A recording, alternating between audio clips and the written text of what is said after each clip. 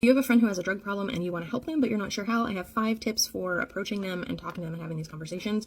First, I highly recommend avoiding having an intervention unless you have exhausted all your other options and this is you're just at the end of your rope. Interventions can make people feel attacked and defensive, and it can actually work against you. It's helpful to have several different people who are trusted by this person arrange to talk to them at separate times. Ask them lots of questions. So you can say something like, hey, I noticed that you're using every day. Are you doing okay? Is there something going on that you want to talk about? Do you feel that drug use is impacting your life in a negative way? Give them the space to open up about what they're going through and just see what happens. They might be closed off, they might open up, and you can decide what to do from there, but really stick with asking lots of questions instead of making recommendations or demands or anything like that. If they are going to open up to you and they are open to receiving support, then you can work together to talk about some small, sustainable, achievable goals, which is my third recommendation. You just can't expect big changes. You can't expect them to be sober. You can't expect them to go to rehab. Our rehab system actually just doesn't work for a majority of people. So small incremental changes are sustainable. Incremental changes are more sustainable than big